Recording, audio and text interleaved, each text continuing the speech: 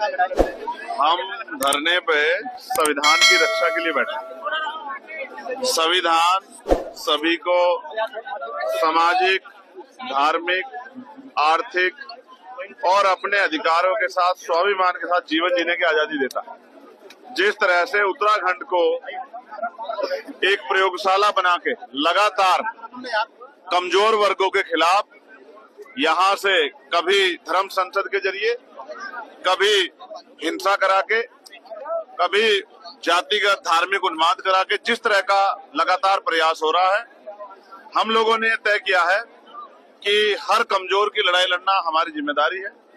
जिस तरह से पुलिस ने कई मामलों में लापरवाही की है, हम अपने संवैधानिक अधिकारों का प्रयोग कर रहे हैं कि इस हरिद्वार की धरती से, जो बहुत पवित्र धरती है, इस धरती से प्रेम का, भाईचारे का और अन्याय के खिलाफ संघर्ष का एक संदेश जाना चाहिए। इसलिए आज हम यहाँ कड़ी धूप में पसीना बहा रहे हैं कि जो जुल्म हुआ, चाहे वसीम के साथ हुआ हो, चाहे हमारी संतर शाह की बेटी के साथ हुआ हो, या अंतिम जगह पर भी किसी जहां जो हम तक ना भी घटना पहुंची, जिसके साथ भी कहीं अन्याय हुआ है, उन सबको न्याय मिले।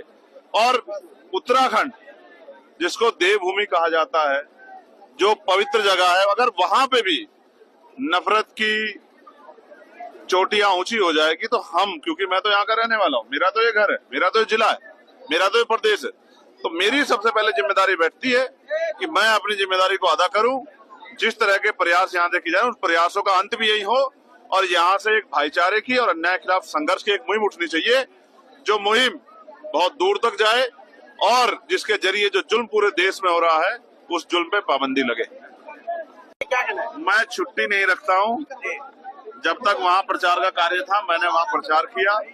अब जो बचा हुआ कार्य है, जहाँ जहाँ मेरी जरूरत है, क्योंकि यहाँ हमारे बहुत ही शानदार विधायक भाई उमेश जी ने, भाई महक सिंह जी ने, हमारे नेताओं ने तय किया था कि हमें 5 तारीख को इस परिवार को इंसाफ दिलाना है, तो इसलिए हम लोग यहाँ न्याय की लड़ाई लड़ने पहुंचे। एक बात मैं और जरूर कहना चाहता हूँ, आजकल जिस तरह से वीडियो बना बना के जानबूझ के एक धर्म को टारगेट करके और उनमें भी हजरत मोहम्मद साहब के खिलाफ जिस तरह की बयानबाजी करके धार्मिक उन्माद, झगड़ा कराना और एक षड्यंत्र के थ्रू, जबकि ये सत्य है कि उनका कद इतना बड़ा है कि सूरज को दिया दिखाने की जरूरत नहीं पड़ती, इन तरह की टिप्पणियों से उनके ऊपर कोई फर्क नहीं पड़ता, लेकिन फिर भी जानबूझ के कि मुस्लिम समाज आक्रोश करके सड़क पे आ जाए और इनका चुनावी एजेंडा सेट हो, ये सब भाजपा के लोग हैं और भाजपा के इशारे पे ऐसा करते हैं। ऐसा बयान देने वाले जिन्होंने हजरत मोहम्मद साहब के बाद या किसी भी धार्मिक इश्क के खिलाफ कोई बयान देता है, उन पर सख्त कार्रवाई करनी चाहिए। और मैं तो ये कहूंगा, गाजियाबाद वाले जिनका दिमाग खराब हो गया है, उनके खिलाफ एनएसए कार्रवाई करके उनको जेल में ठूसना चाहिए।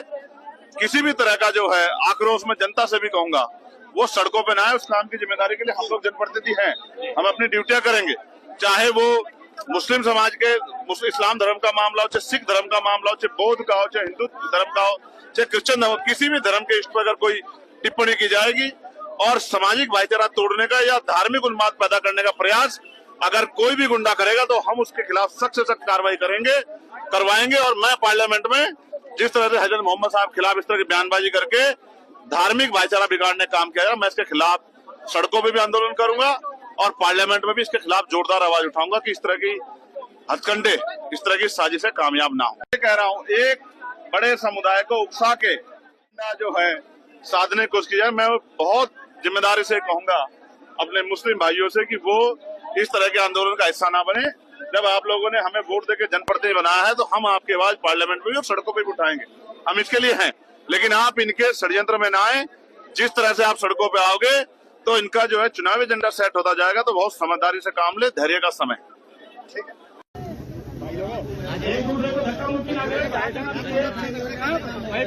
पर बैठ जाए।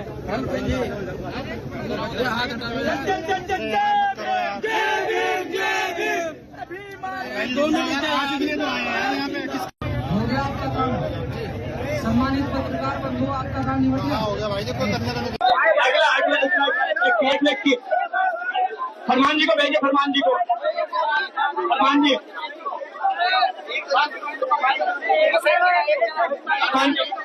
कि हमारे सांसद जी और माननीय विधायक जी, जो दो नेता आज एक मंच पर आए हैं।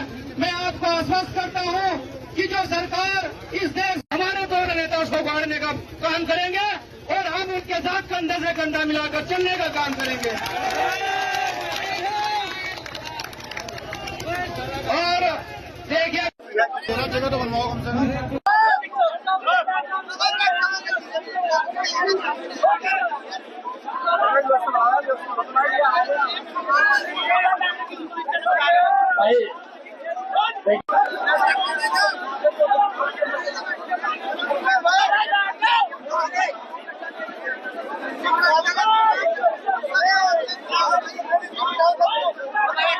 भाई ये सामने वाले साउंड के सामने है, प्लीज आप थोड़ी व्यवस्था बनाए यहाँ पे। ये सामने वाले बैठिए यार, आप वहाँ बहुत पढ़ हैं। सर कहिए आप लोग शांति पूरा दिन बैठना है, अभी तो एक भी नहीं बजा। आप लोग समझ गए ठीक है, बैठे तो वास्तव में भी हमारे हमारी संगठनों को प्यार करते हुए बैठ जाएंगे। तो आज तय कराने के लिए पहुंचे, बैठने काम करेंगे। बैठिए, इधर से बैठिए। मुझे नहीं लगता आपके बीच में आपके आदरणीय राष्ट्रीय अध्यक्ष पहुंचे।